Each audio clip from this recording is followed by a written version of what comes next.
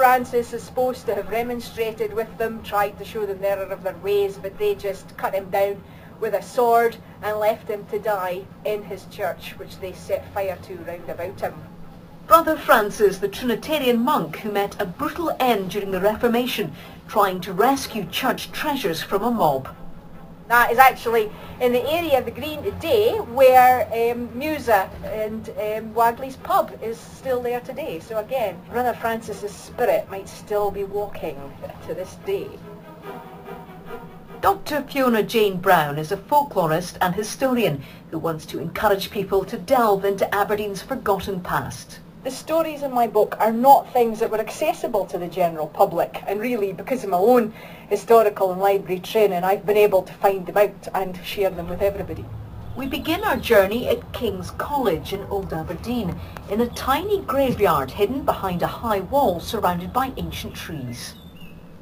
It's incredibly tranquil, isn't it? I mean, the buses are stopping only a couple of minutes from here. This is so peaceful. Its official name was St Mary of the Snows, or St Mary a Neve.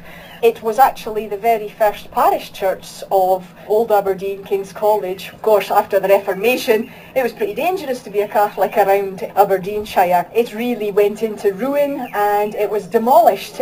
It meant that the Catholics had nowhere to worship and still nowhere to bury their dead. But when the church was razed to the ground, they would sneak in here at night and do their own funerals. Just a few hundred yards from here is Chaplains Court, an ancient 16th century large stone building in the heart of Old Aberdeen.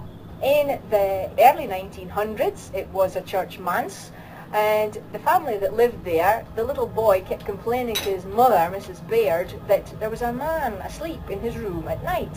And she dismissed this as a childhood fantasy until they had a lodger years later who said, yes, I can hear the sound of someone breathing as if they're asleep. And eventually Mrs Baird contacted the Psychic College of Edinburgh, and they sent up a spiritualist, Dr William Reid, and he was able to apparently contact the spirit. And this was the late Professor Johnston, who had lived in that house, and he was very sorry that he'd upset people by frightening them, but this was his favourite room in his old house, and he sometimes came back just to enjoy the peace and quiet.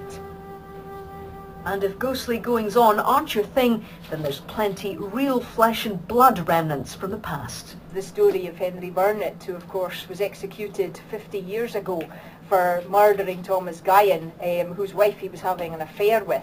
And I think because that's something that's within living memory, people again like to speculate about it and like to remember these things and say, oh, they knew so-and-so's neighbour's granny or whatever. They like a connection. There are also tales of the 1,000-year-old early Christian graves excavated just yards from Aberdeen's busy Main Street. And where in Aberdeen is the grave of the man who was behind the wheel of the Titanic when it hit the iceberg? It's all under our feet, according to Dr Brown. Go and look for yourself, and if you find interesting things, then go to the library, go to the city archives. There's plenty of people there that will help direct you to finding out what your own hidden city is.